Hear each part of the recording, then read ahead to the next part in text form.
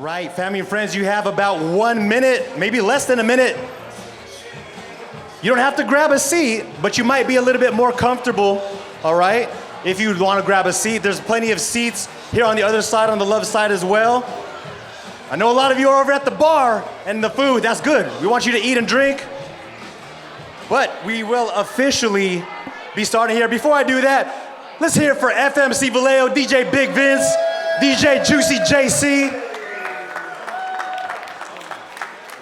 Remy and Nate on the production side as well. But family and friends, it is my esteemed pleasure and honor to introduce the owner and CEO of Sweet Treatments and the Ever Wonder. Please welcome Ms. Jacqueline Barsati to the microphone.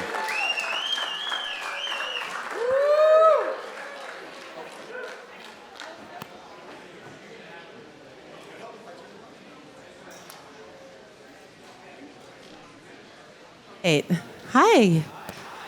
Hello, everybody. Oh my gosh, this is a great turnout.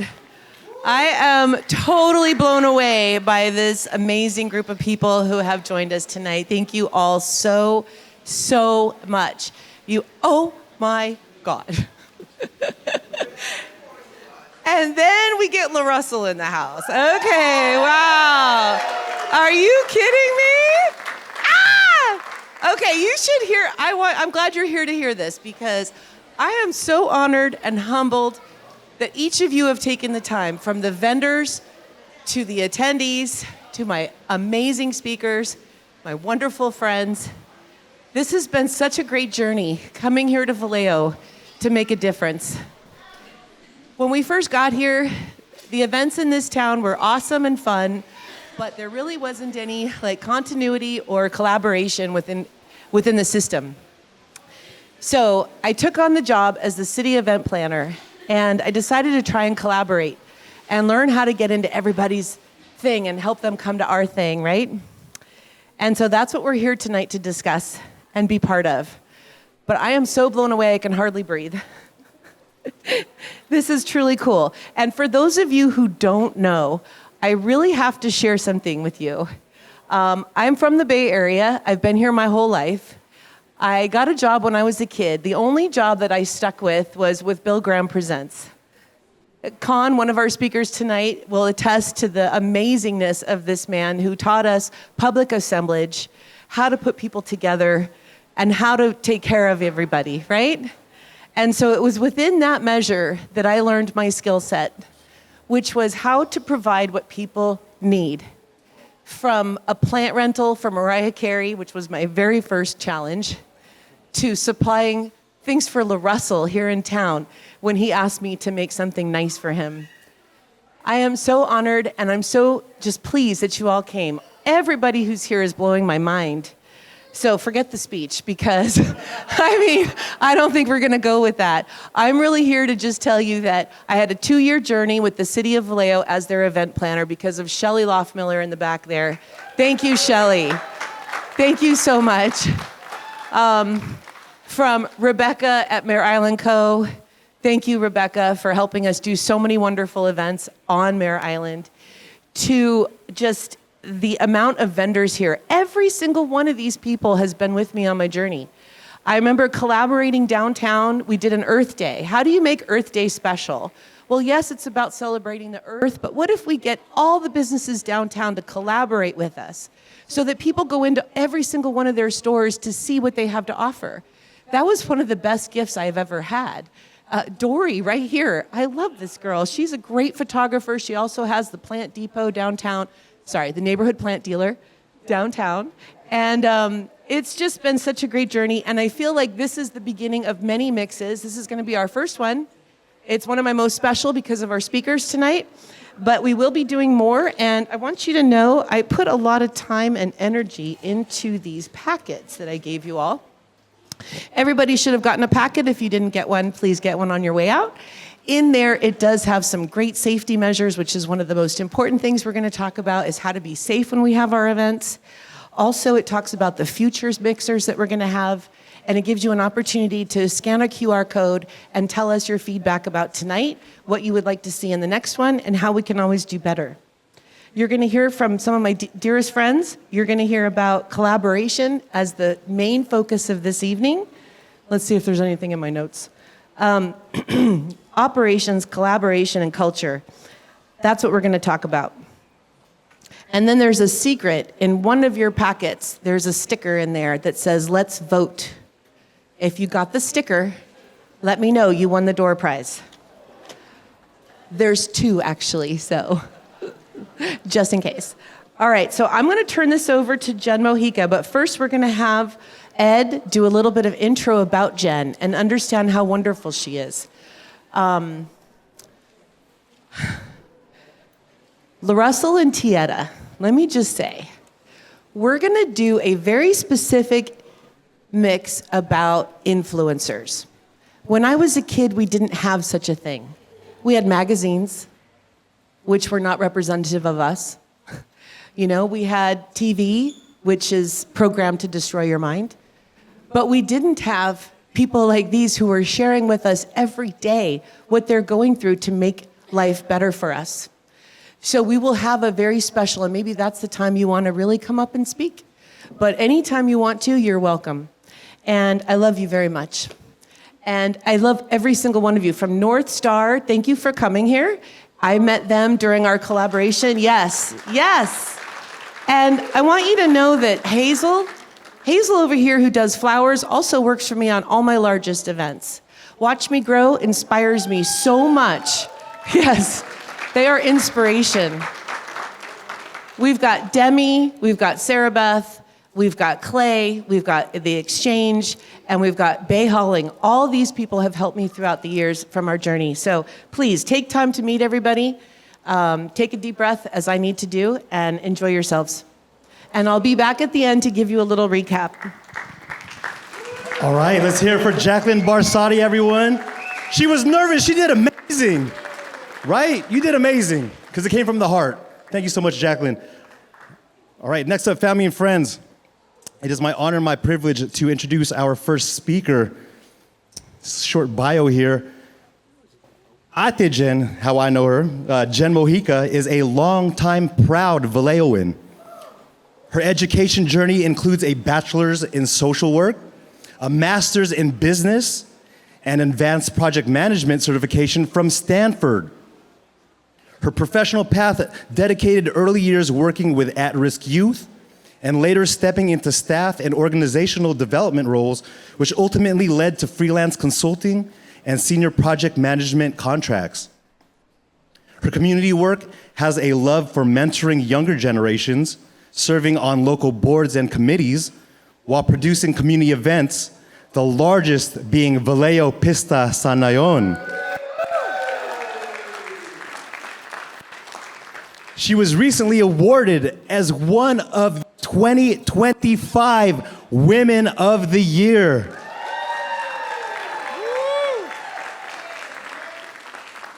Her career and balance supports spending time with her greatest gifts, her 86-year-old parents, and traveling the world every opportunity she has. Family and friends, it is my honor again to welcome Ms. Jen Mojica.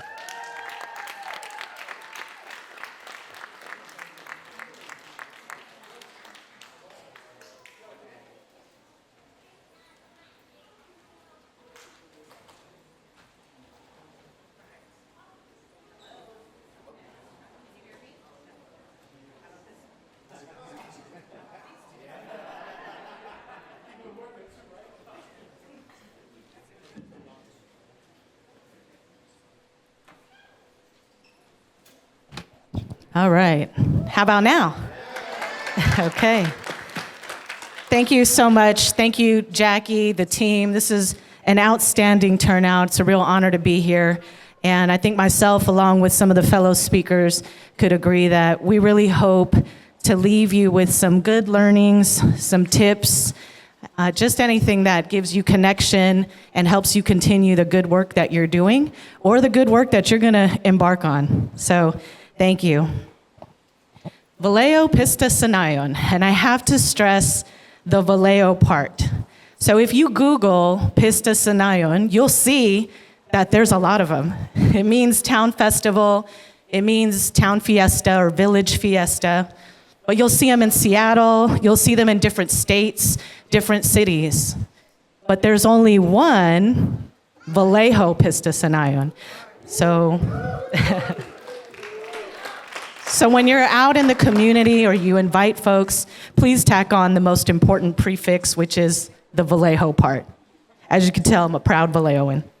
Got microphones rolling around here. So a little bit of background about the festival. Our festival has been in our community for about almost 4 decades. So a lot of us grew up with Vallejo Pista Sanayon at the Vallejo waterfront. And the city of Vallejo and Solano County, they recognize June as Philippine Cultural Month. And more specifically, we honor our independence from Spain of 127 years. So when we deliver this festival, when we curate this festival, it's really near and dear to us.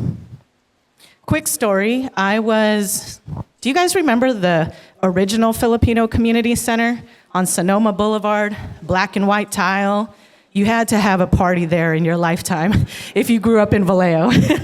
And you had to have a Filipino friend for sure, right? Well, I was at a meeting, and I'm not quite sure what I was doing there, but there was good food.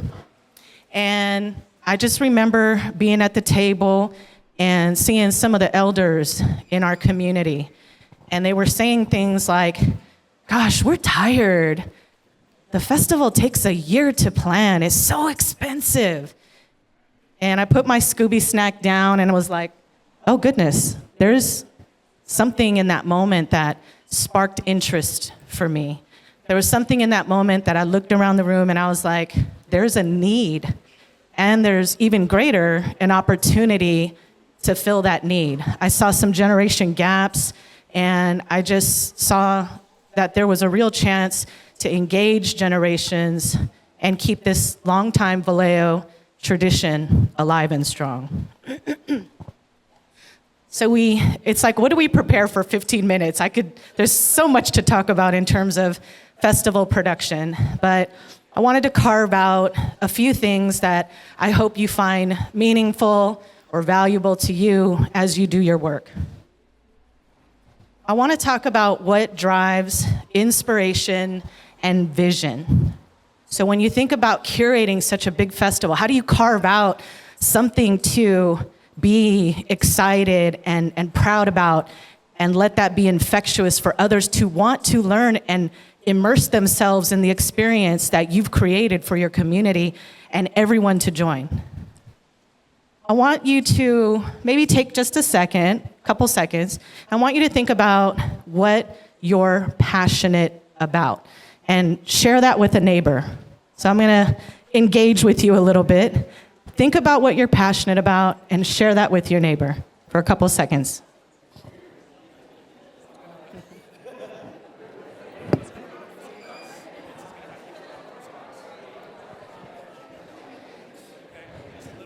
I love hearing the buzz. It means you're here to learn and participate. I appreciate that. I want to ask a couple of you, what are you passionate about? So someone over here, what are you passionate about? He's passionate about artwork, digital graphic work. What do we have here? What are you passionate about? Say that again.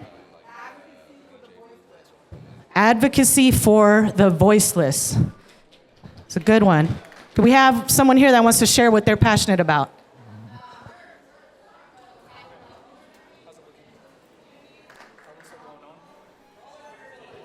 Right on. They're with the roller derby and passionate with the community. So thank you guys for that. When we think about what drives inspiration and vision, it's passion.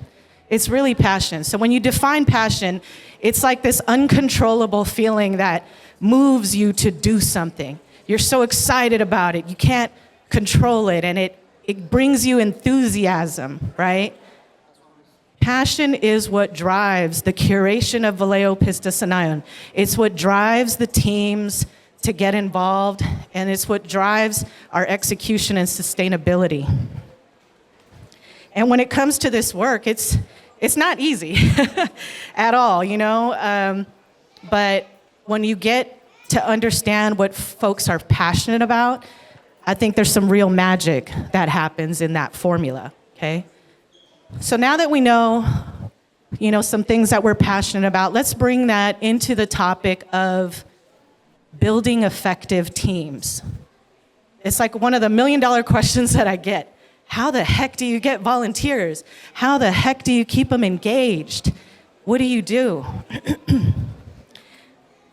There's a lot of planning and strategy up front. So I'm a firm believer of investing that time up front helps facilitate smoother sailing along the way, right? But one of the most important pieces that I value and I've learned is when you build an effective team, when you have volunteers who come and rock with you and join you, you have to invest in the conversation about understanding why they're there, okay? Why are you here? What brought you here? What do you want out of it? So some of my team, I ask them every year, make sure I know what you want out of it. And once you truly understand in that deep conversation what it is, now you know it's flagged for you. I know exactly what they want. And that's more than I could ever give any of our volunteers in terms of a dollar that I would love to pay them for their worth. You know we can't do that in our nonprofit work, it's hard. But if you find and truly understand what people are interested in, what they want to learn, what they want to gain, if you can facilitate making sure that they get that in the experience, now you're talking about building an effective team. That commitment and interest is self-motivated and it's automatic. So that's one of the key things that I definitely, want to share. We sometimes get folks, they're like, Jen, I'm the most un-Filipino Filipino you'll ever meet. Vallejo Pistasanayon is for you. Come learn culture, I'll learn it with you. I don't know everything, but I know we're gonna really dive and get enriched into exactly what you want. We have folks that are like, hey Jen, we wanna learn pieces of festival production because we love organizing and we wanna go into our own communities and we wanna deliver festivals. Vallejo Pistasanayon is for you. The work that we do is not just a festival. There's a whole lot more that we leverage in the festival production to bring up generations to do great things. Sometimes folks are like, I just want to hang out and have fellowship. Come on. We can do that too. So really understanding what motivates people and what they want to get out of it. Pay attention to that. Spend time. If you're organizing or producing an event, just spend that quality time just as much as they've invested time to rock with you. Spend that time to understand what they want to know and what they want to learn. So we covered a little bit about passion, driving, vision, and inspiration to curate events, in this case, the festival. How to transform that and integrate it into building effective volunteer teams. And these are just like the Cliff's Notes high-level version I can share with you in a short amount of time. But let's talk about how do you execute with sustainability, okay? So how do you execute? Again, a lot of planning work up front. That's one of my mottos. Invest in that up front and help you facilitate success along the way. But the sustainability part is a challenge, right? So you get somebody who organizes, or how do you make sure it's not just a one and done, right? I really believe that if you can curate your festival and invest the time into the teams and teach them. So in our structure, there's volunteers, there's leads, and then there's a vice chair role, okay? All of which every year continues to move those opportunities through the pipelines. And our hope is that the intention is that they'll catch traction, own it, love it, teach others. So the template has to be a decent formula that's digestible, right? That you can take, experience, learn it, and implement it forward. But it's designed to be a real, like even the vice chair role it's an apprenticeship program, right? So when we have leads, we build them up and give them teams to also manage, because there's so many pillars of the festival. Like, I think more than a dozen, from marketing to photo and video to volunteer management, food vendors,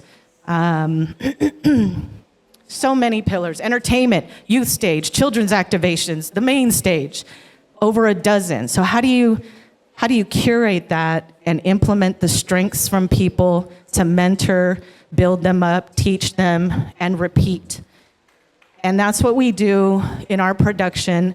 I believe that that's why we have dedicated individuals on our team. And I mean, just even kind of opening it up to some of our team members, like, why do you come and join us every year? Like, why do you, Rochelle, why do you every year continue to volunteer and commit?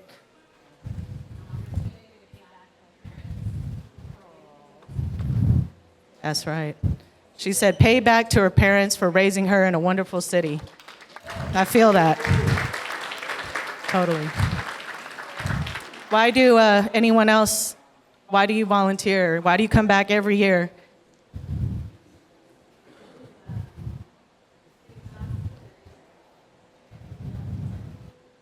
Yeah, give back to the next generation and not lose our culture. These are things that folks are passionate about. And every year, I do get a little bit of a panic. I'm like, who's going to join us again?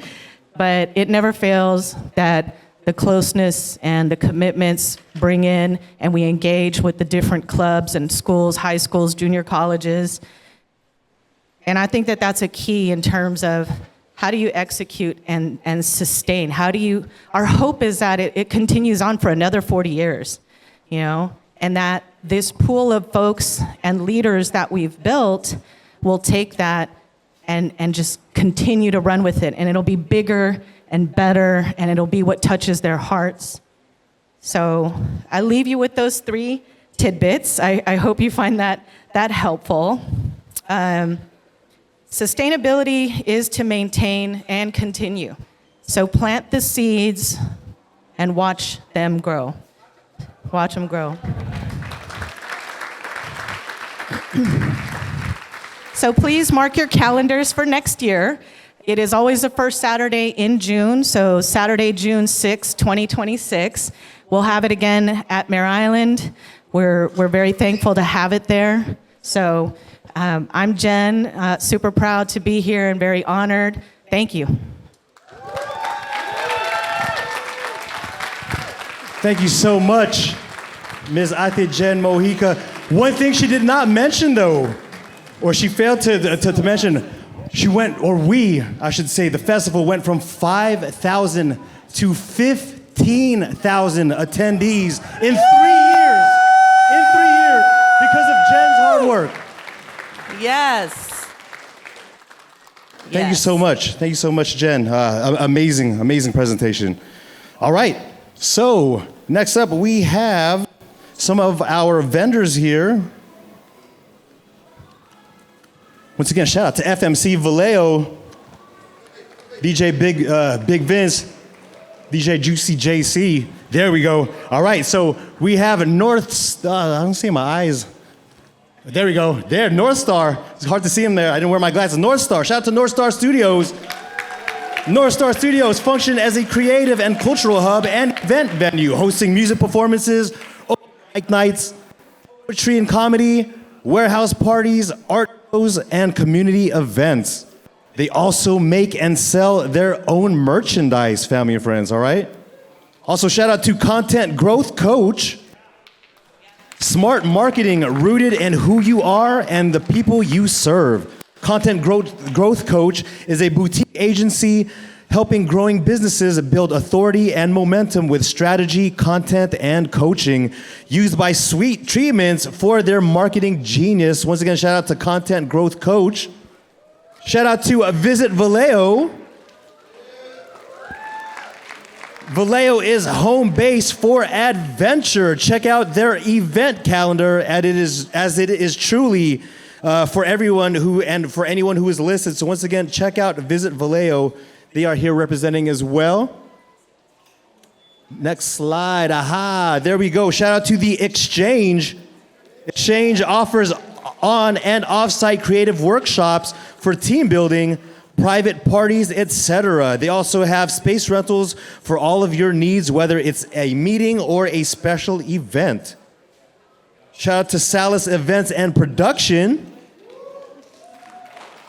Floral and event decor, and also used by Sweet Treatments for all of their large-scale events. Shout out to SBWS Design. They specialize in graphic design, used by Sweet Treatments for their local free family events, logos, and branding. All right, family and friends, it is my distinguished pleasure to introduce Mr. Dwight. Let me do his short bio here. Con Dwight, owner and CEO of Strategic Operations Unified Logistics Incorporated, otherwise known as Soul Incorporated, began his career in the early 90s at Bill Graham Presents in San Francisco. There he started as a stagehand for BGP and quickly rose up the ranks within production to stage manager, then production manager. He toured with some notable acts of the day as well as live television sports. The mix of live television production and live event operations experience he gained through the years really shaped what his company produces today. Soul Incorporated covers all aspects of an event from conception to activation, with an impetus on patron enjoyment as taught from his early humble beginnings with Bill Graham Presents.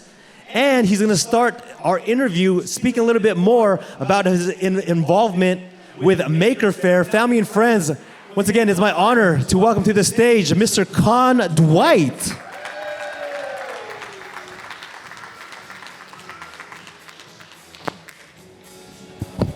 Hey, Con. fantastic. There you go, sir. Hello. How are you doing tonight, Con? Fantastic. I'm very excited to be here. Amazing. So obviously we have questions for you, but prior to that, we want to learn a little bit more about Maker Faire and your involvement with that. Yeah, we have some interesting questions that were slated out, but I thought, wait a minute, we should probably know a little connection to Vallejo because that's why we're here. And definitely, I love coming down here now that it's my third year doing Maker Faire. Maker Faire has been on Mare Island for the now 3 years. And basically, the design of Maker Faire was to bring it out of the closet from closure. It was down for 4 or 5 years. And they had picked Mare Island because of the uniqueness of the actual space. It really, if anybody has anybody here been to Maker Faire? Yes. I do rock and roll all over the country, and so Maker Faire to me and my crew was the one time that we didn't have to listen to a rock star cry. We didn't have to deal with a snotty promoter. We didn't have to deal with the normal stuff that we typically do in a rock show. And that's why it's very easy to get a crew out here, because everybody wants to come out to the Maker Faire because it's a science fair. It's about the kids and it's about the community that you have here in Vallejo. And that to me it's why it's rose to be my favorite event for each year, because it's different every year. And coming down to this part of the country, because we kind of go all over the country. I'm based out in Sacramento area, but coming down here and really, we're here for 10 days solid with the crew that comes around from, I bring them in kind of throughout the country. Everybody wants to do the Maker Faire because of its uniqueness, because of the community, because of the cafes that we all get to go eat at. We may hit a few of our bars down here. But it's really driven all of like my team and my crew into have a bigger open mind about what can be possible. And that's what's cool about the Maker Faire. I love that they found Mare Island. I love that they found a spot here in Vallejo. I'm pretty sure that we're planning to be here for a long time, as long as Rebecca lets us. And it's a great partnership too, working with Mare Island Company. They really, as a host for a venue, are top notch. That's something that I think that everybody in Vallejo should be proud of as well, because what they do at Mare Island Co. is they really cater to their clients. And they really want to make the experience of their clients on the island, exceptional. And they really do a great job of that. And that's what I really wanted to speak to, the fact of how creative and inventive that this city is. And I think that you guys are underestimating the value that you have, not just in the Bay Area, but nationwide. And I know that the Bay Area itself has had trials and tribulations through the years, where there's difficulties getting through the city, and there's this and that. But I feel when I first came to Mare Island, and I was with Jackie, and we were on the waterfront walking, and I went, God, this would be the complete renaissance of the Bay Area, and it should start right here in Vallejo. And I truly believe that is true. Amazing. The waterfront, right on the river. Now we got the ships, the schooners. I mean, good God, there's not a better backdrop. I mean, it's so inviting. It's so interesting, the history, and to get really involved with the history. And then when you really just this was a pivotal point of America, was right here in Vallejo.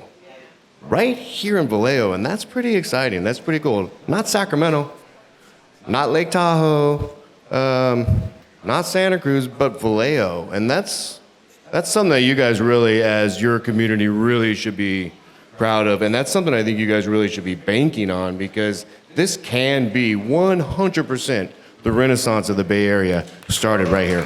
Let's go. I agree. Fully agree. No, thank you. Thank you.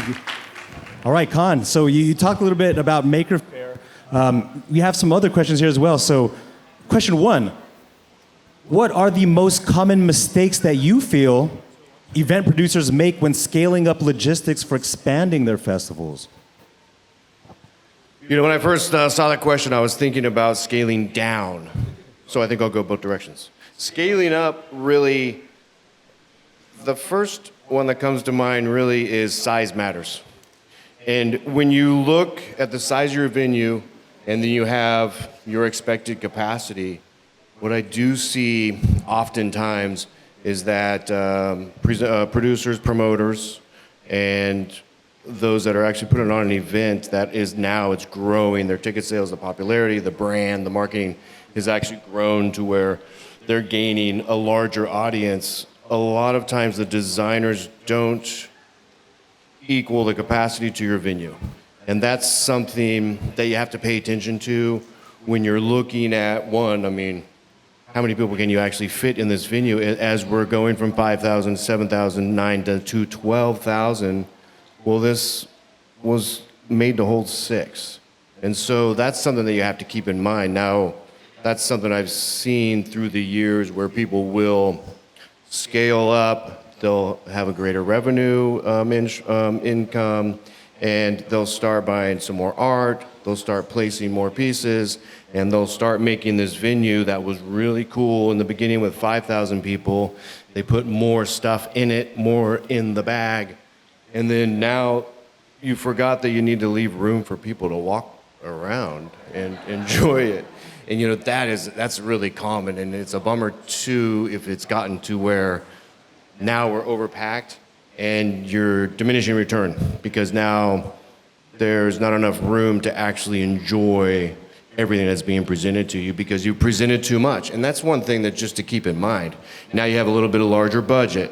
Great, you can now get a Ferris wheel. Well, how much is that Ferris wheel footprint is going to eat up your amount of capacity? The fire marshal will roll with a 5 square feet per person. I typically go with a 7. So when you're looking at all your open space, You'll do a 7 per square and go, okay, I can fit 10,000 people in here. Fire marshal will be a little bit more generous, typically. I know Vallejo is 5. But that's something that you really need to keep in mind when you're scaling up. When you're scaling down, and for me it's been difficult because we typically would handle a 40 to 60,000 person music festival. And it's a lot of moving parts, but I feel it's more difficult to do a smaller event.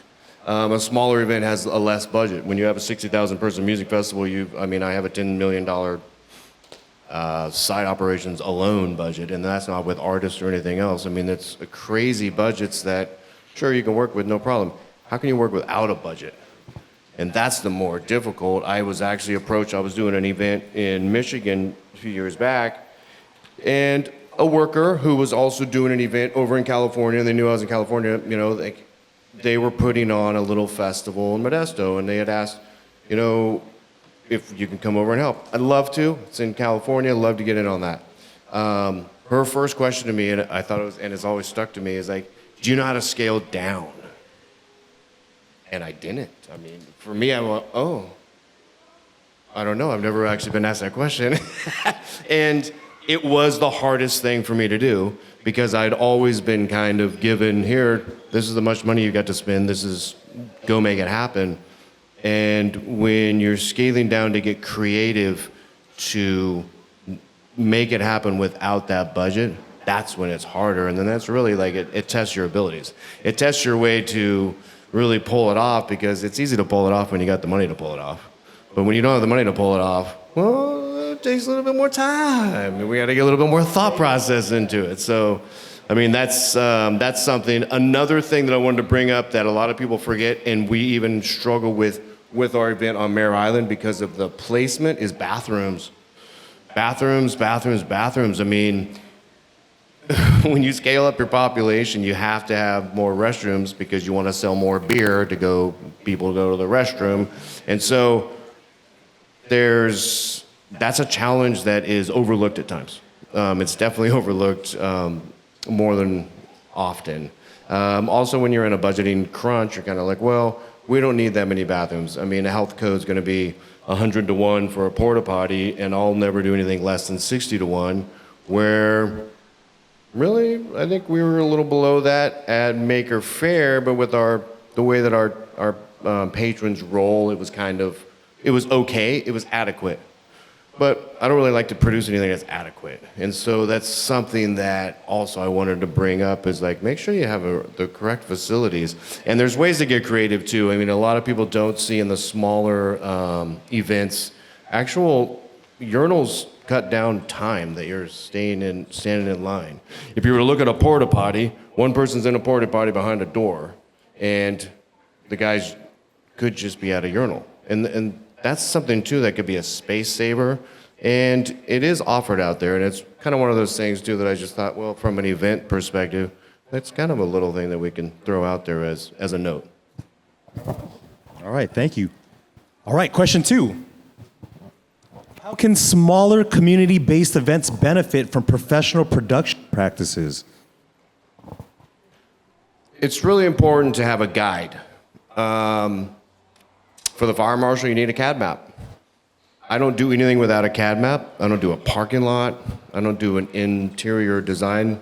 Jackie maps all of this because she changes it in her mind every day, which is amazing because she's that type of a magician. But even when you're setting up a street fair, you need a CAD map. And a lot of people that would be starting with a smaller event might say the CAD map's too expensive. I mean, it's $80 to $100 an hour to have a CAD artist if you're not savvy with your CAD. You can roll with a SketchUp. SketchUp's kind of a free program, but you still need a map. You need a guide to be able to hand off to your crew when you tell them to go take care of the concession row. Well, where is concessions row? Okay, yeah, you're right. I guess we kind of need an idea of where to go. And the main thing that I want to say about your mapping is that it is your guide, but it's not the final. The final is what you set up. A lot of times, my newer staff that we're trying to bring up will look at me and go, well, that's not how it is on the map. And no, it's not, because you're not at your desk looking at a map now. You're actually on the ground looking at a pothole, a railroad track that hasn't been used for 50 years that they're not going to let us cover up, an electrical power line that's not on the CAD map that my tent can't go up because there's an electrical power line right there. That's when the critical thinking and the fun part of event design and event implementation really comes into play, because now here was your guide, which is your CAD map that everybody really should invest in. You really need it for the fire marshal to look at as well. And then that's just for you to build. And then once you're there to build, you move it over 4 feet because of the pothole or the railroad track or the corner of the building that your CAD map guy couldn't see when he was doing Google Earth to set up your background. That's something that it's not out of reach for smaller budgets. When you have a $5,000 budget, $1,200 in CAD mapping seems absurd when you can get some more decor for $1,200. But when you have a time frame and you have crew that are on the clock and you have people here working to set up your event and your volunteers, you do need your guide. And can you find a cheaper alternative? And perhaps you can. And though, maybe you go SketchUp. We've also used Expo XP. Actually, the folks at Maker Faire, they use Expo XP, but it's not to scale. But it's good for them internally to place all of our little exhibits, and then I'll take their Expo XP, which is also, I believe it's a free formula. Another way for them then to give to me, this is how we want to lay it out, and then I'll put it on a CAD map. That is, to me, number one important for smaller events to roll through. A second thing with smaller events is don't underestimate the call to a professional, a consultant. Maybe you're new to doing the event. You can call Jackie, you can call myself, Jen. I mean, when you call people that are in your circle to go, hey, I need a little help on this, don't be afraid to ask for that assistance, and you don't always have to pay for that either. You do want to staff your events with people that have done events before and have experience, and that has a value that goes beyond the hourly wage that you're actually negotiated to pay them. And that's something that you want to keep in mind as well. Maybe it's not out of your budget to actually hire a couple people that have done it before. And then what you get in return is opens up you to be able to be available for producing the whole event, not having to deal with every single little detail. Hire a couple guys that do it all the time. They're gonna go, no questions asked, and handle it, and then look at the peace of mind that you've gained from that. And don't underestimate the ability to go, hey, I can't afford that. Would you guys do it for this? That's really something to be reconsidering when you're doing an event, is ask for some experience. And it's really gonna pay off tenfold, guaranteed. Like you said, ask for help. Don't be afraid to ask for help, right? All right. Number 3, what tools or systems do you rely on to keep operations smooth across multiple event sites? Well, multiple event sites get tricky because you're looking at different layouts, different volumes of people, different capacities, different municipalities that you're dealing with. Our database that we roll through is more of a vendor database. I definitely develop our vendor database through relationships. I have relationships with all of our heavy equipment vendors in our city, the larger ones, with United Site Services, the Sunbelts, and the Crescos of the world. And when you develop those relationships, then when you are crunching through multiple event sites, it's easier to get on the telephone with somebody that you have a relationship with to provide the service that you're looking for. That's definitely a tool that we use. That's definitely something that I hand off to my crew when we're advancing any sort of event, is pretty much the Rolodex. if anybody remembers that term from the 80s. And that's something that you can never lose. I mean, I have 3,400 contacts in my cell phone, and my sons always ask me, "Oh my God, do you call all these people?"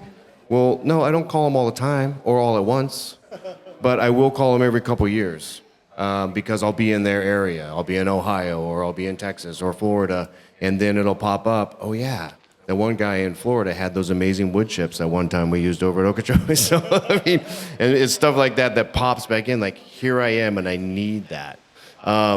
Your contacts and all of are your resources.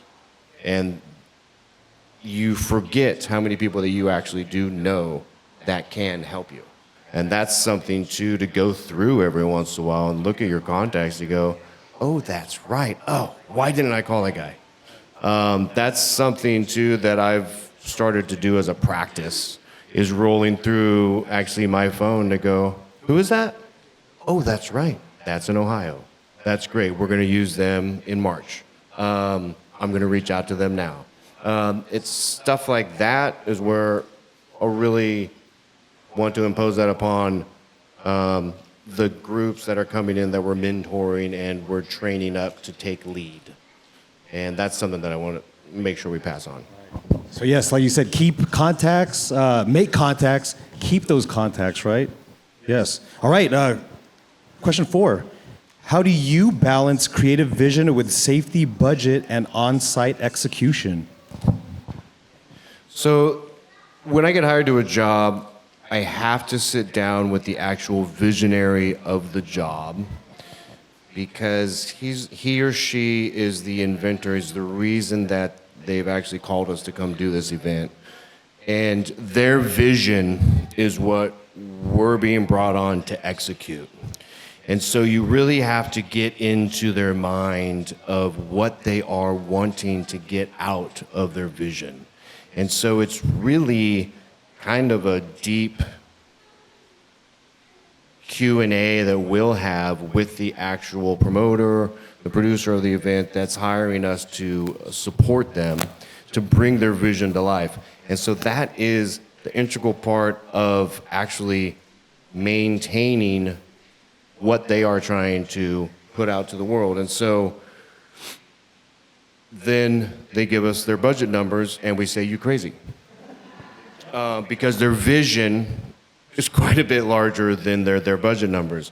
And so then that's something that once you've learned, like I felt from actually Jen speaking, you know their passion and what they're passionate about.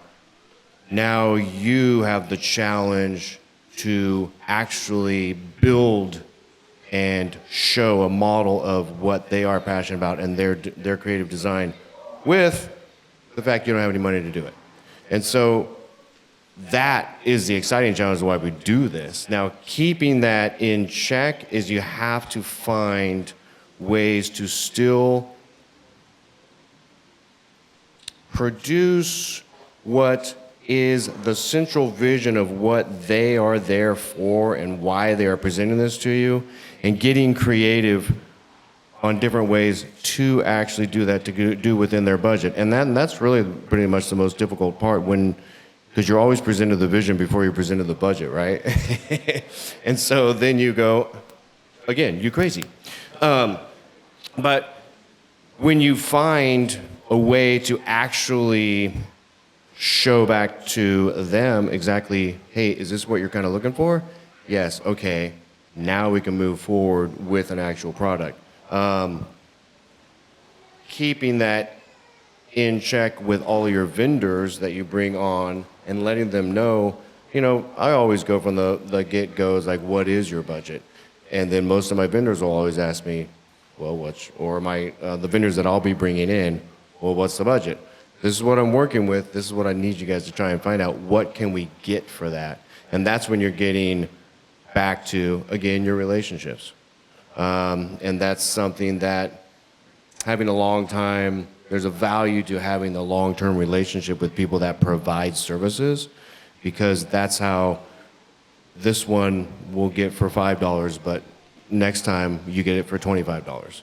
And that's how the relationships work kind of in our world too, is, hey man, if you can help me out on this one because I really want to see this vision come into fruition, I'll take care of you on the next as well. And as long as we go with our word, which I'm a man of my word, I like to take care of them even tenfold because they were able to assist in an event that we were also enraptured by their vision, and we're brought in and go, wow, okay, I can really see what you want to do here. This is going to be really exciting. I want to do this event with you, and you want then from there get to your vendors to go, hey, I really want to do this event. What can you do for me to get us to get this event going? And then, hey, on this next time when we go do the San Francisco Giants party, we'll charge a little bit more. There you go. So it goes down to, because like I said, a testament to that is like, yeah, I have many amazing contacts here that have become my friends, and people that, like you said, always willing to work out with. And so it all comes down to community, making those contacts, keeping those contacts, right? So yes, and not being afraid to ask for help when it's needed. Let me check the time right now. I think we probably have time for at least maybe a couple of questions. Oh, you have a story? Yes. I got a story too. So one of my other questions was, which was like sometimes where it's say an incident from the past that saved the day, or maybe you're planning that was important that saved the day. And when I read that question, I was sitting in my office and I went, huh. Then again, I've been in the industry for 31 years now, and so I started going through all of my historical times with fun little artist engagements. And there was one time, I'll tell you this fun story because it just popped into my head and I felt like he was coming from the heavens and knocking on my window going, dude, tell the story, you gotta tell the story. And I'm like, all right, I gotta tell a story. So I was hired to do a stage manager event in Schenectady, New York for Transatlantic Music, which was like a music distribution company. They owned a bunch of record stores. You guys remember what those were? They cherries and strawberries and coconuts, I think they called them. I remember they were all fruits. It's an East Coast thing, I don't know. I don't even know if they're still there. But this distribution company had hired me to be their stage manager. So what they do is they showcase new acts. This year, to date it a little bit, the new act was Sean Mullins. Macy Gray was there. So it was a few years ago. In addition, they would have classic acts. Well, this was the time when some of you will remember when they banned cigarette smoking inside nightclubs, restaurants, airports, hospitals. Can you believe we actually smoked cigarettes in hospitals at one time? And so late 90s or something like that. And so we had one of the greatest bands of all time, George Clinton and the P-Funk All-Stars. And they were the legacy band that was coming out. They were the OGs that were on stage for this. Well, I don't know if you all know, Parliament is actually, George named that group in the 60s after a popular cigarette brand. And so we're now in Schenectady, New York, which is upstate New York and outside Albany, at a really, really nice, like, crazy hotel, doing this seminar, and they're handing out CDs, and they're handing out the new albums and whatnot, but then we have a performance aspect where the bands go on stage. Well, I'm gonna have to stand up for this. Here's the hotel manager in my ear. They can't smoke. Nobody can smoke. Nobody can smoke. You can't smoke here. You can't smoke. We just banned it. I mean, keep in mind, we just banned this. Okay. I understand. This is George Clinton and Parliament. They all smoke. Well, you got to do something about it. So I've got the hotel manager in my ear going, nobody can smoke in my hotel. Nobody can smoke. It's the law. We're going to get shut down, la-di-da. Then I have the client who hired me going, hey, Con, figure this out. And I went, well, what do you want me to tell George Clinton? You can't smoke a big spleef when you go up onto the stage to go do your show. I mean, that's what he does. And so the hotel manager's on me, the client's on me, and I had already went and told the band that they can't smoke. Well, there was one of my favorite guitar players from his band, Diaper Man, who was a grown man who wore a diaper and played guitar on stage. And his nickname was Diaper Man. And I mean, if you guys knew P-Funk, he was actually around for a long time, and he was a very popular artist. Well, Diaper Man was mad at me because I came up on stage and said, hey, you guys can't smoke. And then Diaper Man looked at me and said, what? Get out of here, man. We're on stage. I'm, oh man, you guys can't smoke on stage. So Diaper Man was getting upset. So then I got the hotel lady. Hey man, nobody can smoke in here. Nobody can smoke. I've got the client. Hey, what are you gonna do about it? What are you gonna do? And I turned around and I looked at the hotel lady and said, hey, where'd you put all your old ashtrays? Well, they're in the kitchen. So I ran into the kitchen and I grabbed a stack of those cafe ashtrays, the little black ones that you've seen that they used to be out on all the patios and everything. And I actually came on stage while they were sound checking and I started placing ashtrays all around on all their amps. Well, then there's Diaper Man. What? Kicking me in the butt. Well, I'm going around trying to place all these ashtrays around, and then Diaper Man's, what are you, get up! And he's trying to kick me. He's kicking me, I'm like, come on, man, I'm just trying to place the ashtrays. So I got all the ashtrays out here. George actually turns around, and because he was a maestro, and the whole band stopped, and I'm standing there with a stack of ashtrays, and I go, hey guys, can you put your butts in the ashtray? And George said, you heard the man. And then he turned around, and they started up again. Diaper Man looks at me, and he sticks it right in the ashtray that I set on his amp. And I said, right on, Diaper Man. He goes, now get off stage.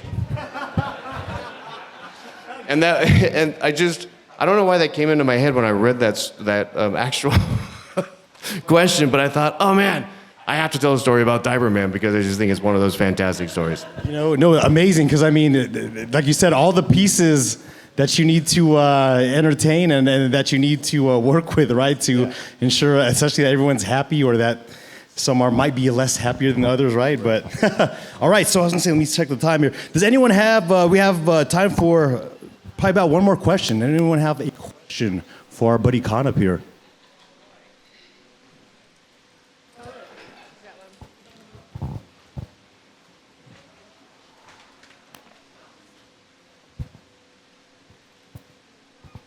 Hi, Con. My name is Rochelle. Thank you so much for being here today. Thank you. So I know Bill Graham to be this prolific promoter. And I know that his famous, the line that all of his employees say is, what would Bill do? So I've got two questions. What does that statement mean to you? And how do you incorporate that into every event that you have? Excellent question. What was your name? Rochelle, thank you. That's excellent. What would Bill do is something more of a mantra for all of us. Jackie knows, and all of us that grew up in the Bill Graham Presents family, it's basically how we lived our day to day. And it's really amazing to know that, I call him the godfather of rock and roll, had that much of effect on not everybody that just worked for him, but everybody that also played for him, from the Grateful Dead to Santana to Journey to, oh my God, whatever, you can keep on going forever. And what would Bill do became that saying because that's what he would ask of you. I unfortunately started after Bill had passed, but I was inspired to start at Bill Graham Presents because I was on my very first overnight motorcycle ride with my dad. And we were in Monterey, and some girls actually came and stopped where we were getting gas and asked what we were doing. And we were out for a ride, and they said, well, we're going to Golden Gate Park to go see the Bill Graham Memorial Concert. And then my dad looked at me and said, I think we should do that too. And we rode our bikes back up from Monterey to San Francisco Golden Gate Park, parked right there, right outside the polo fields. And that experience when I was 16 years old propelled me to be where I am now because of Bill. And everything that I saw and experienced, and the love and the carnations coming out of Otis Spunkmeyer's plane. Oh my God, I can't believe I just remember that. Everything that was presented to me as a young 16-year-old kid at Bill Graham's memorial is why I came to San Francisco when I graduated high school to become, I really wanted to be a rock and roll star, but I started working for Bill Graham. And that's kind of where it went. So what it means to me is also what my dad instilled to me, and that was do unto others as you do unto you. We make that as a focus for all of our staff, for all those that we work for, that we work with, and it's something that we live and die by because it's just meant to be the way that should be, and that's how we should be acting, and that's how everybody should be acting, and that's why something that we all hold so dear that Bill said so simply to us, and basically he lived that, and we all lived up to his. I mean, he was strict, as I was told.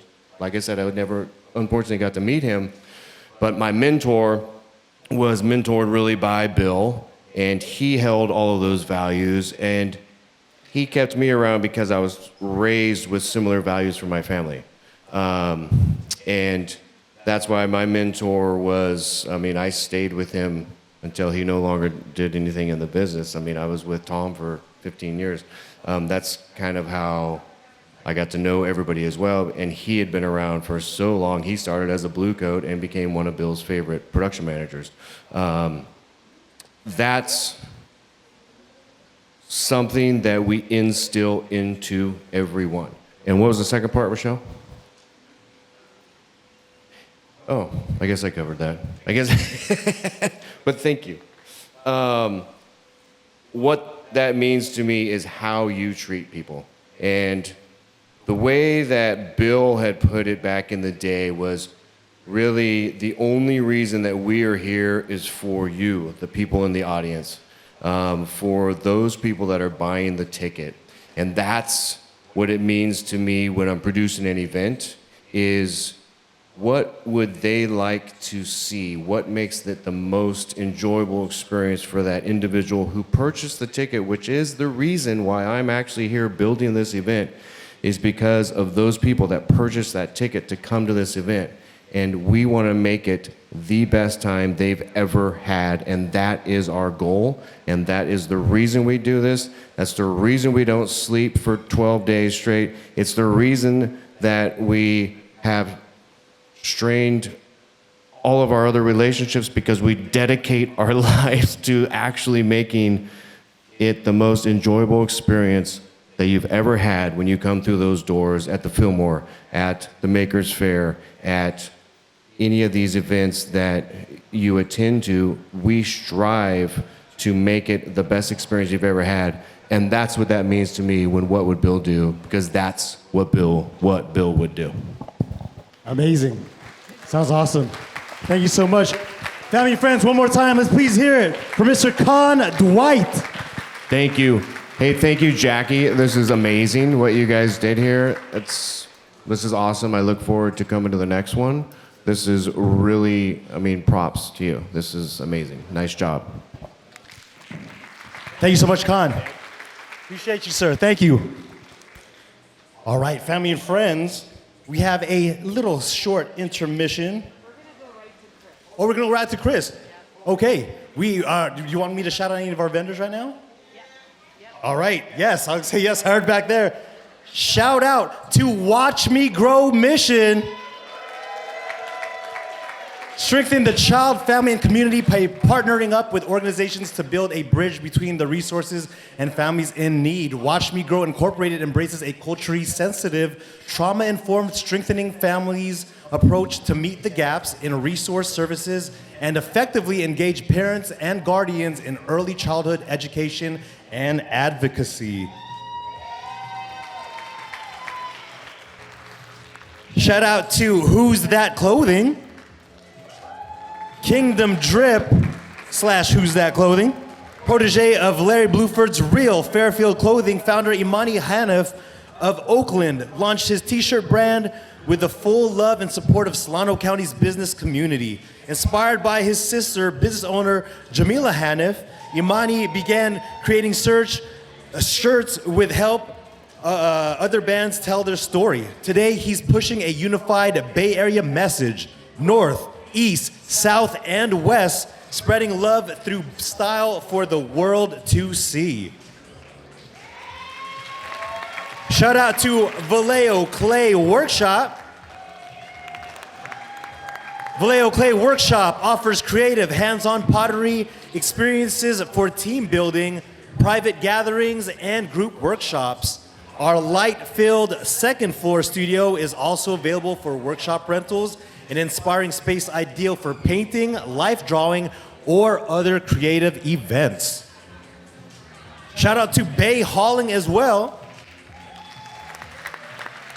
Bay Hauling, doing junk removal and community philanthropy, a member of Future Leadership Vallejo. Shout out to Bay Hauling.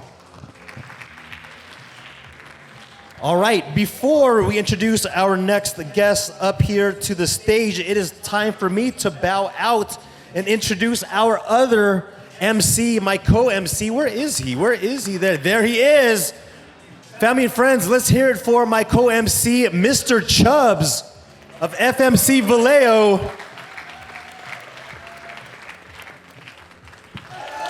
Can I get a yee? Can I get a yee? Can I get a yee? Yeah, that mean? Give it up for yourselves, give it up for your vendors, give it up for Vallejo, y'all.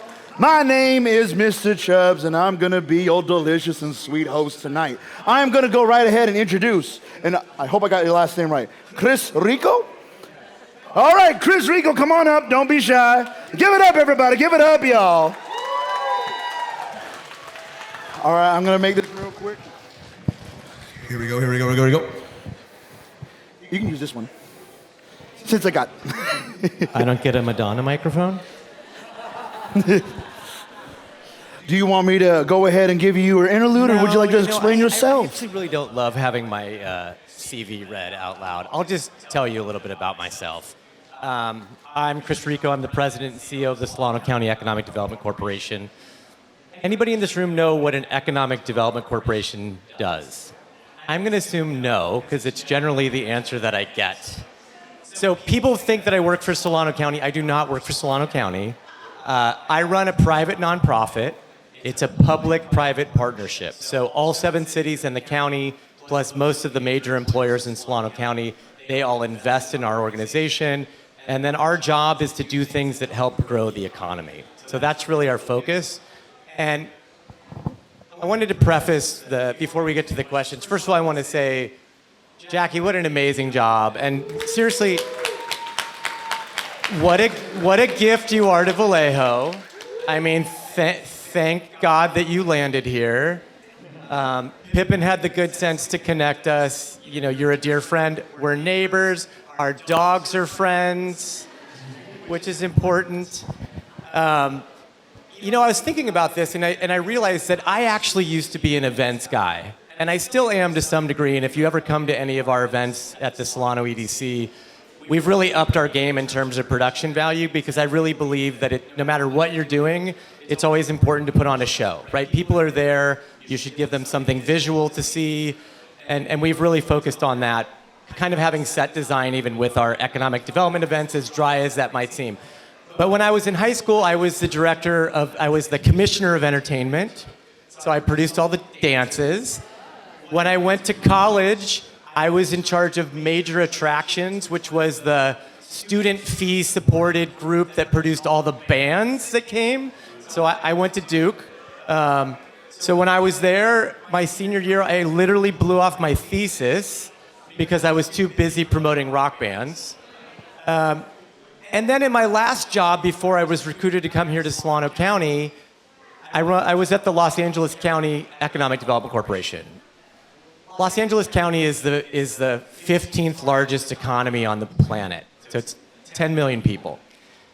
And I had this really stupid title. I was the director of innovation. Everyone thought I was really important. I wasn't. And I had no staff, but I was director of innovation for Los Angeles.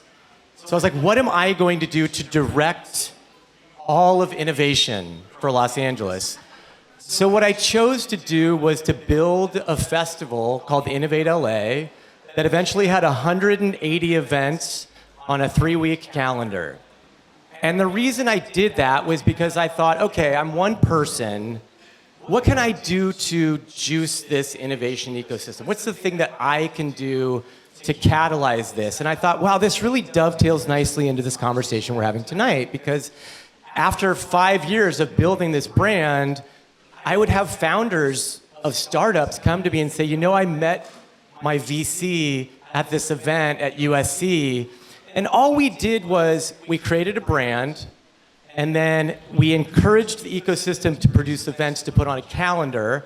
And so we had a website that had this common calendar, and then we provided them with all of the marketing assets that they needed to become an official event of Innovate LA. And it could range, it could be like, you know, a lesbian welding collective in Boyle Heights that was doing something cool, right? All the way to like huge events in Silicon Beach. It didn't matter. Our whole thing was, I wasn't going to compete with Silicon Valley. The Bay Area was known for tech. What was LA's story? And what I would always say when I had that job was, we're food, we're art, we're fashion, we're civic and social innovation. At that point, rockets were being launched, you know, back before we all hated Elon Musk.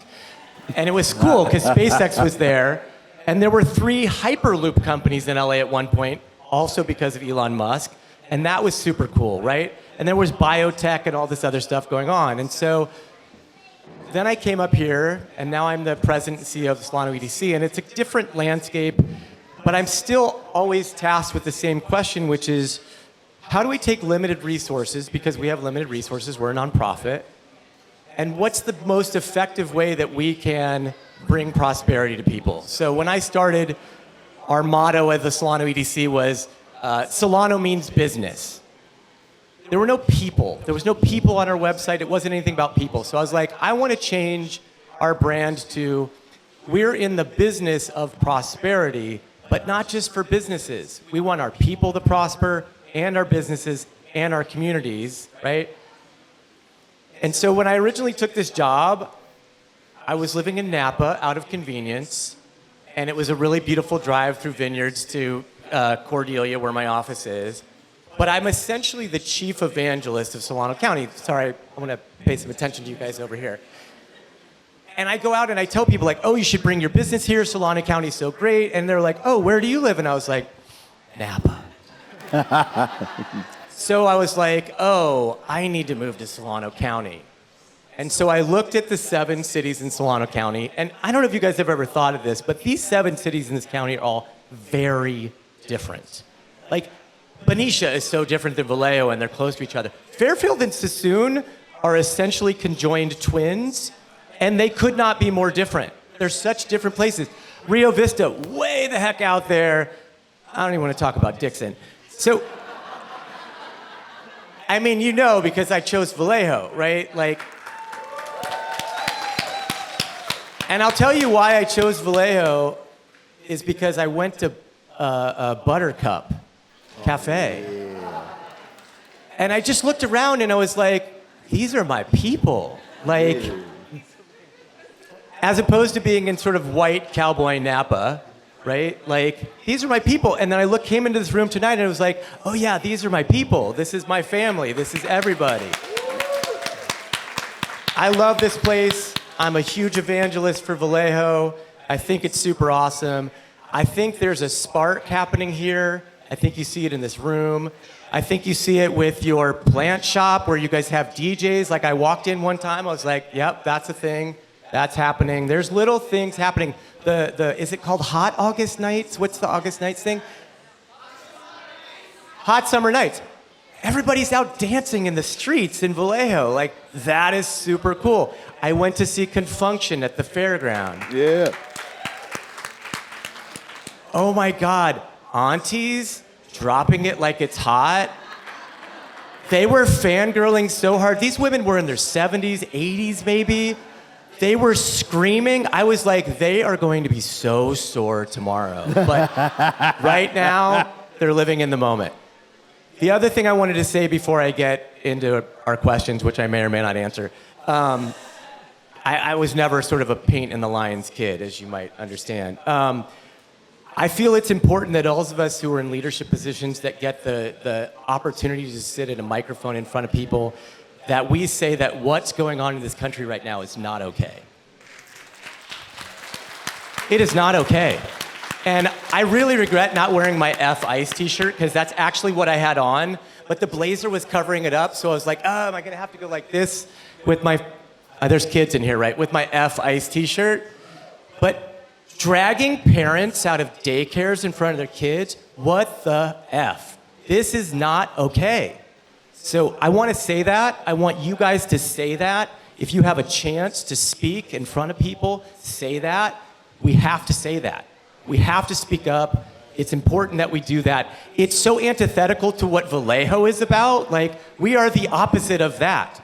That is why I am here. This place is about diversity, equity, inclusion, and belonging. So I think that's more important than any conversation that we're having tonight, so I needed to say that. But now you want to ask me some questions? Hey, Chris, you are people. Give it up for people here, yo. I love these people. And I do want to say, like, speak up, stand out. Like, we are all community. No one is illegal on stolen land. This is a diverse people. This is diverse. So thank you for speaking on that. All right, now for your interrogation. I'm ready. All right, number one. How do local events and festivals impact small business growth and tourism in Solano County?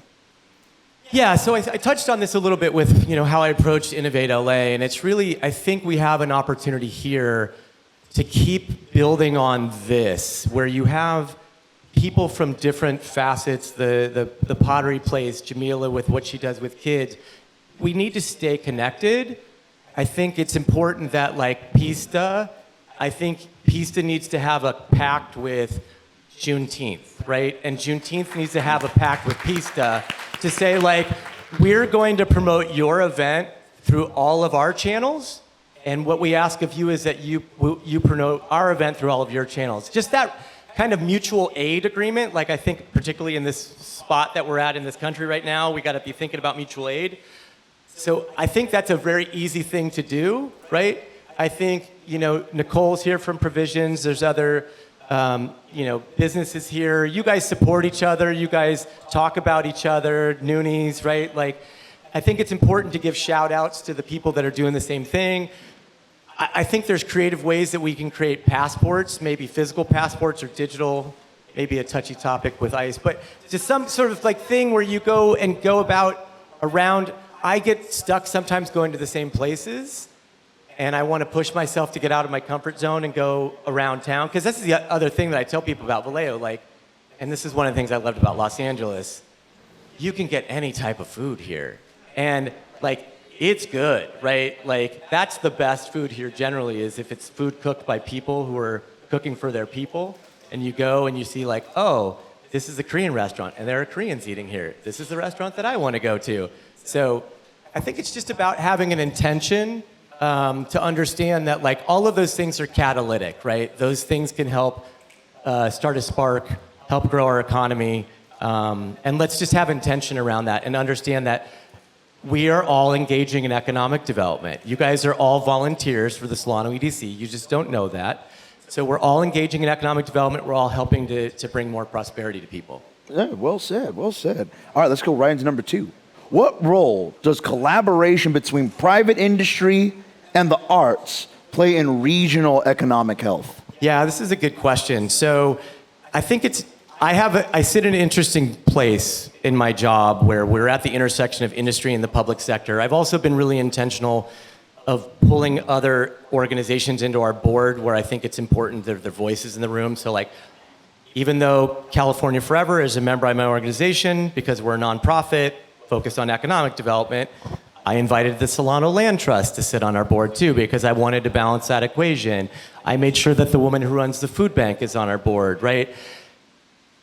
I think, industry gets sort of heads down focused on their bottom line, whatever their return on investment is for their investors. And it's incumbent on those of us who get to interface with them to kind of get them to look up and look around and realize, like, there's other value adds that you can contribute to that are going to help your bottom line.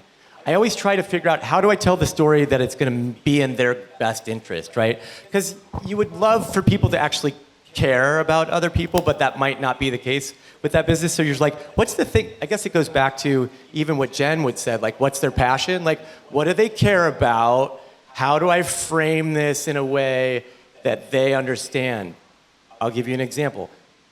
Mare Island Companies here, when I first met with them, and I think that they've been doing a good job with this, but I think everybody can do a better job with this. It's like, don't just focus on Mare Island. Remember, there's another side of the river, and what you should understand is the more that you can support the other side, even if it's not land that you control or are invested in, it's going to help do the thing that you want to do. Because if you build this shiny thing over here, and on the other side of the river it's not prosperous, that doesn't bode well for the thing that you want to do. Does that make sense? It's really about, how do you tell those stories with them and get them in a way that they understand? Like, I want you to make more money, and the way that I want you to make more money is by helping everybody be prosperous. And that's kind of good, because it leads right really into like this next question. Yeah, no, give it up. Because can you share an example of an event that's memorable to you that has transformed a city's economic reputation or the vitality? That's a really good question. I mean, listen, I actually think I'll just keep it relevant to this place. I mean, look at what Jen has done with Pista, growing it from 5,000 people to 15,000 in 3 years, right? Look at what Maker Faire has done. My understanding is that their attendance has skyrocketed since they came here. And I know you guys kind of brought it back from the dead, but also I want to, and you didn't really touch on this, but when I met with the guys, the founders, and I think maybe Jackie, you connected with them when they were even contemplating coming here. One of the reasons why they brought it here was because they realized that the tech bros that went to Harvard, they didn't really need Makers Faire. But kids who grew up here who might not have the same resources, they actually needed Maker Faire. And that was one of the reasons why they brought it here. So they did it for the right reason, but also now it's more successful, right? So I think there are things here that are already happening. What is it, Hot Summer Nights? I always call it Hot August Nights because it was a Neil Diamond album that my parents had when I was growing up. So that's just stuck in my head. But yeah, growing, right? That's a catalyst. I think, there's an opportunity, I think, for us to support folks that are here who sit on the fair board, to make the fair maybe more, maybe to reimagine the fair in Solano County so that it's something that can be more prosperous. It's been a little bit sleepy. I would say that's an opportunity that we could all lean into. Like, how do we support them to turn the fair into something? Because that's something that attracts money from outside of our community. Pista attracts money from outside of our community. Maker Faire attracts money from outside of our community. We want money to come into our community. So I don't know if I answered that question, but that's the best I got. No, because that actually, it's good that you're answering that, because it really is leading into a lot of these other questions. I'm going to actually skip forward to the sixth one here, because how can creative producers and the small businesses here better collaborate with Solano EDC to attract regional visitors, investment? Like, how? Yeah, I mean, it's a tricky question. I am interested in everything. I'm a generalist. That's why I do what I do, because I worked in film and television development for the first decade of my career. I became an executive, which was really hard. I came from a single mom. Most people who go work in Hollywood are very well connected. Their parents are in the industry. I had to intern while I was waiting tables at a hotel, taking buses for free. I had to intern for free. And to give them, to even have the ability to intern, I had to be enrolled in college classes. So I was taking classes at UCL Extension that I didn't need, only to intern. But I finally got to be an executive, and I looked around and I was like, oh, I don't like these people. And I don't know why it took me 10 years to realize that I didn't like the people who worked in Hollywood, but I realized I was more of a values-driven person, and I went and taught students with special needs at Johnny Cochran Middle School in South LA. 180-degree turn. And I've worked on political campaigns. I've done a bunch of different things. And then just as a confession, when I decided to go be a teacher, my plan was to marry like a doctor or a lawyer. And then I turned 40 and I looked in the mirror and I was like, oh, I have to be the earner. So I had to pivot. And honestly, what got me into economic development was, and this might be a lesson for some of you if you're generalists, I like to share this. The white linear paper resume was not my friend. Because people would look at my resume and then they were like, wait, what? And then you did what? And then when you get to be a certain point in your career, everybody wants you to have 15 to 20 years experience doing a thing. And I was like, no, but I have 20 years of experience of doing all of these things. So I actually hired a graphic designer to create my own PDF, very colorful, like it had a key, it was clickable, that went to like a Tumblr page at the time. I decided to take my storytelling into my own hands, and it's the reason I was hired to be the director of innovation at the LAEDC, because the CFO saw my resume and said, I just knew that you were an out-of-the-box thinker, and that was what we needed for this job. Well said. Now I lost, but tell me what the question was again, because I didn't. No, it's okay. Oh, how can creative producers and small businesses better collaborate with Solano? Oh yeah, EDC? so I was telling you, so I'm interested in everything. The challenge is we have limited resources.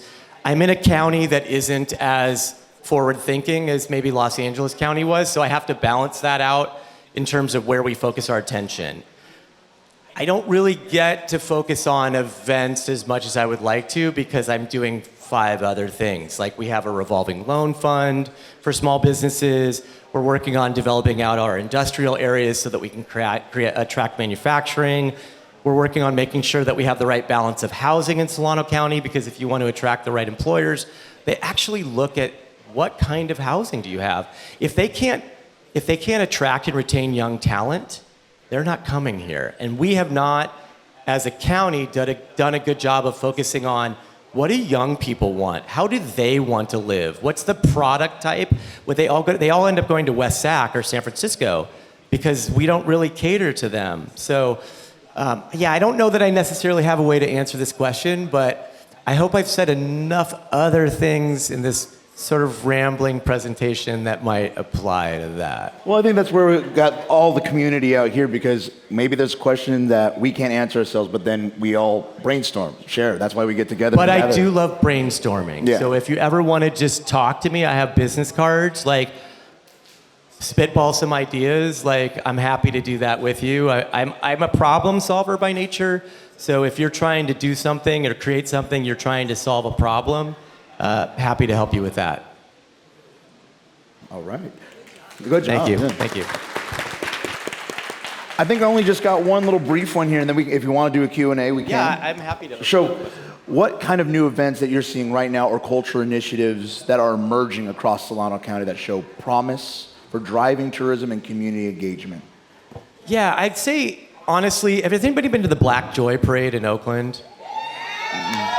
So the reason that Tobias, my dog, and I marched in the Black Joy Parade was because Miss Jamila Hanif was on the Comcast float, and I was so psyched that I went there. And I bring that up because I want to tie this into Solano County is the most diverse county in all of California.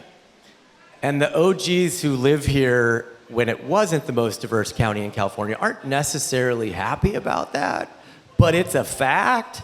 And if you look at the Juneteenths and the Pistas and those things, to me, the way forward is leaning into culture, right? And I think the more that we connect that, and I would say, listen, no offense to the people who worked on the current logo for Vallejo, I really think it misses the mark for who we are right now. And I know from history that it was a long, 10-year process to get to it.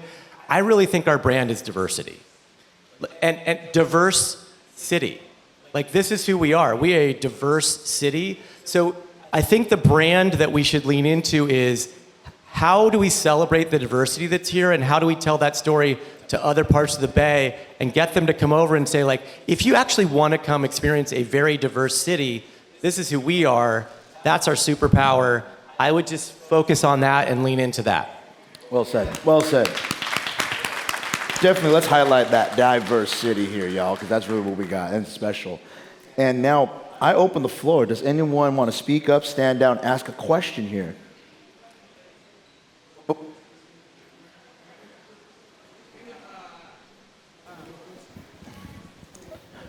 Also, feel free to introduce yourself, please. Yeah.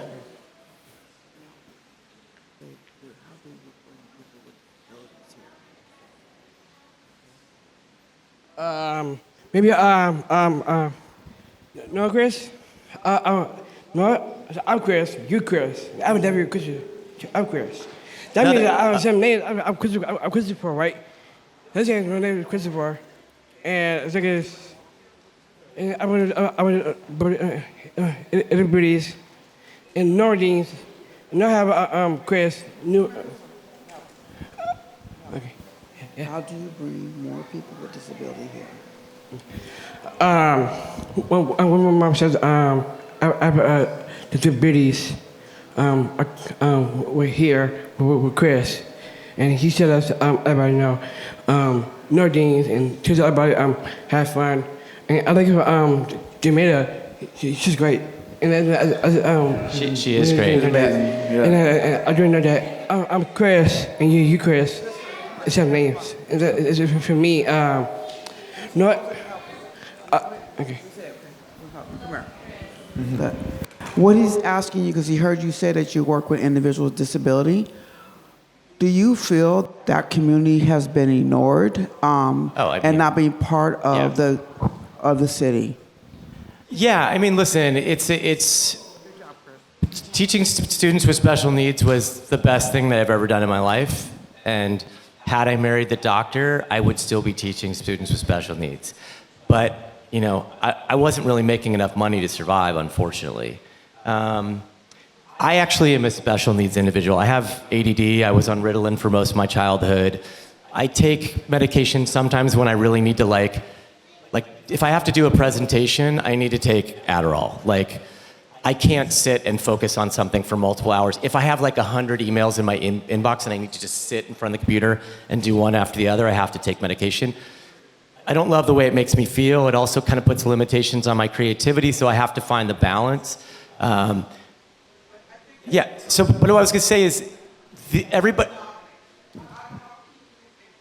that's right, I'm getting there.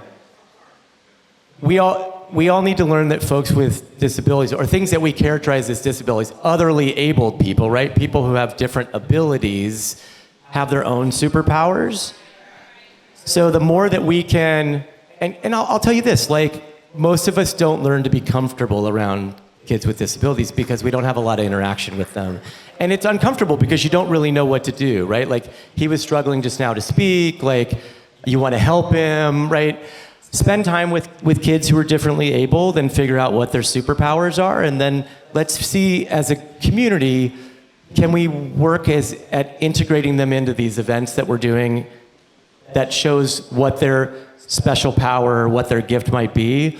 I think that would be a beautiful intention for us as a community. And I think that's very Vallejo, frankly. So let's make that happen. And thank you for asking that question. Yeah, give it for Chris over there, yeah. Any other questions over on this side over here? Okay, let's see, we got one over here, and then we'll get to the next one over there. Hi, Chris. You can hear me okay? Okay. Hi, Chris. My name's Demi. I'm with Content Growth Coach. Hi. My question actually ties into your hat tip to diversity and how that is really best served by bringing all of our cultural events together.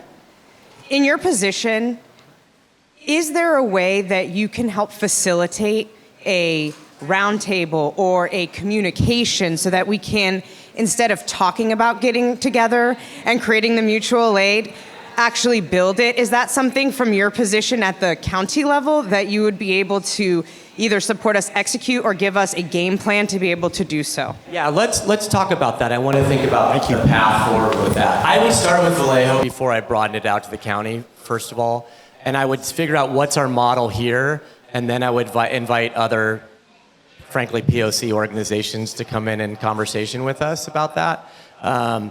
We can certainly host something. It's a little bit I get accused a lot of like being out of my lane.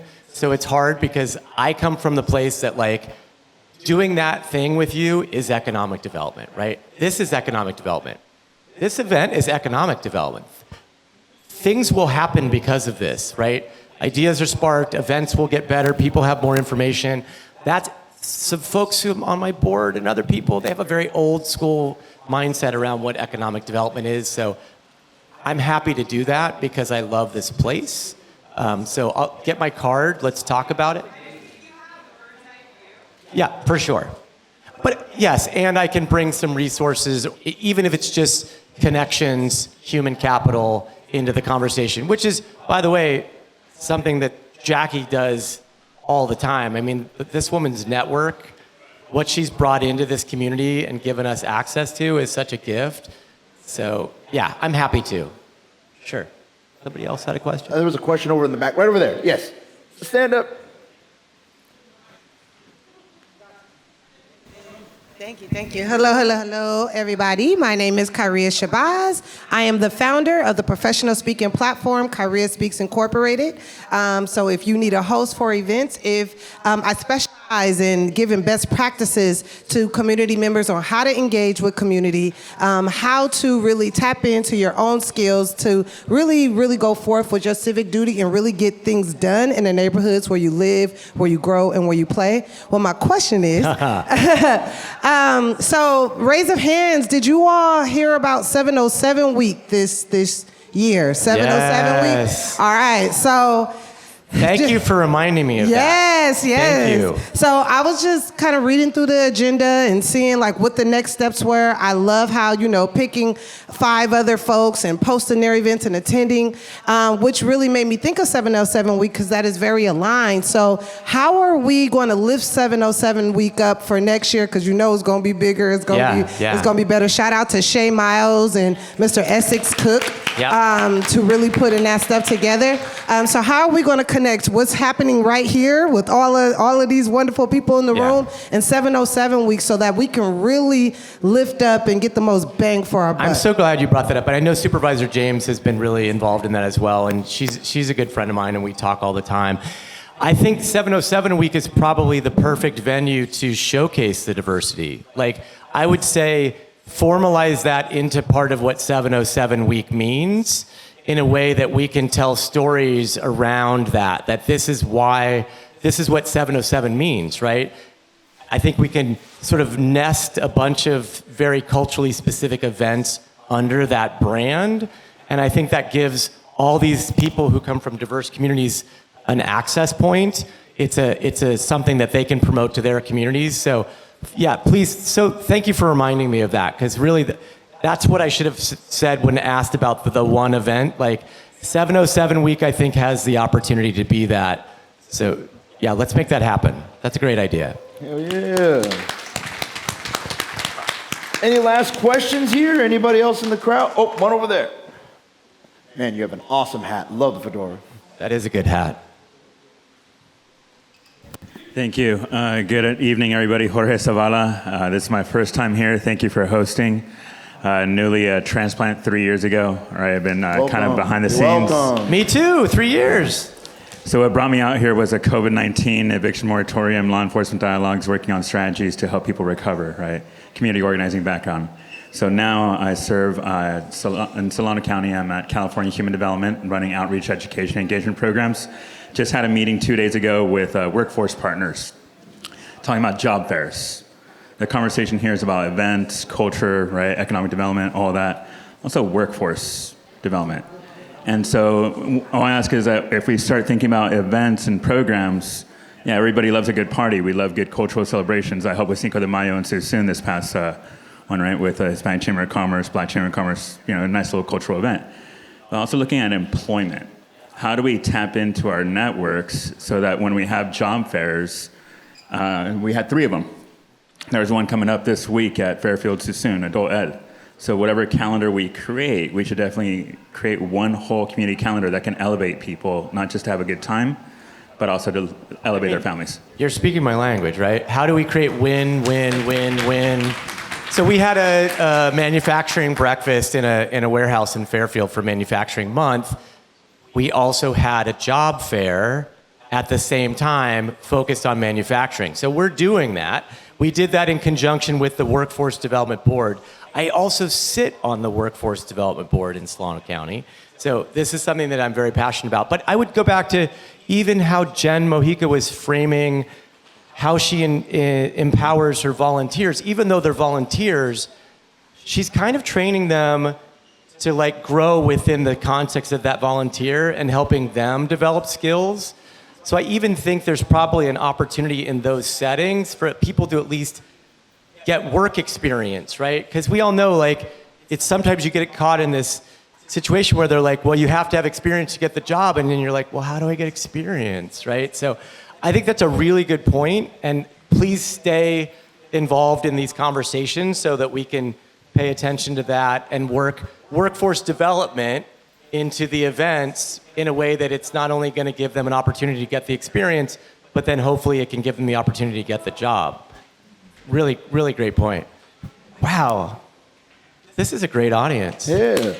And we're happy to have you here. Happy to have you here.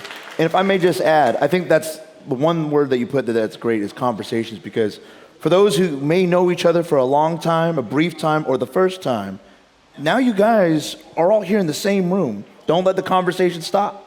Don't let it just end just right here and then out the door you forget about it, because we want to talk about growth. We want to talk about persistence. We want to talk about seeing this beautiful diversity come up. Don't let the conversation stop. That's how we I have no pride of authorship on that, by the way. And make t-shirts, please. Make t-shirts. Diverse city. This is us. Yeah.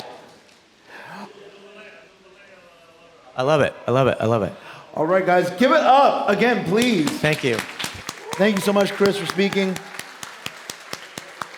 I think I got it right here. All right, y'all. Oh, I'm going to be shouting out people. Of course I am. But first and foremost, how we doing? Are we feeling groovy? Are we feeling sweet? I hope y'all are, because I got to announce these also amazing businesses, these vendors here. Starting off with Nooney's Place. Did I get that right? All right. I'm going to do this in my best TV voice. We offer authentic soul food and American cuisine, perfect for large family style and corporate catered events. Tonight, our featured food vendor, guys, Nooney's Place. Give it up. Next, we're also giving it up to Bambino's. Hey, cozy destination for wood oven pizzas and homemade pastas served alongside cocktails, beers, and wine. Hey, tonight our featured food vendor as well. Also, the Vallejo Cellars. Give it up. We specialize in French and Spanish style wines made from grapes grown locally. We source from several Solano County and neighboring counties. Again, the Vallejo Cellars, y'all. Give it up for the music guys, FMC Vallejo in the back right here. Give it up to our wonderful host. This place is amazing. You started something great. Look at all the people that are here. Thank you, and thank you, and thank you, and thank all of you. And thank you. Test. Can you hear me? Yes? Shout out to Mr. Chubbs. Hey, that's up, man. My co-MC. Oh, no. Oh, you're putting me on the spot? Shoot. Dang it. I got to make it. Mr. Chubbs is going to take us home with some musical stylings. Once again, shout out to all of our vendors, and thank you to all of our attendees. Thank you so much, Jacqueline. Also, I want to shout out to my homeboy, Mr. Giovanni Galindo right there. For those who don't know, in Vallejo, we used to do stuff with the Vallejo Chamber of Commerce, but we run a photo booth business called Snapshot SF. We're the #1 party booth for you guys, so we don't just take photos, we enhance the experience and make those memories last a lifetime. So my boy Gio, thank you for coming out, and I guess y'all want some music from me. We have, right before you start, some final words. Once again, family and friends, let's hear it for Jacqueline. Hey, I don't want to stop Chubbs from playing. I think he's very excited about this. But all I want to say, thank you all again so much for coming. One quick takeaway from Con is when you get that CAD drawing for your event and you have your venue at the same place twice, you can use the same drawing. You don't need to do it twice. I just was dying to tell you that because that investment will carry you for a couple years before you have to change it again. And you can make changes easier and develop that relationship. With Chris, I wanted to thank him as well for speaking, but also it's about collaboration. So please share your information with me, scan that QR code in your packet, tell us some feedback about the event, what we can do better next time, because it's always worth sharing what we can do better next time. And then we have a new directory we're gonna start publishing, is all the best of us, all the best that have been doing this for a long time. So all that's in your packet.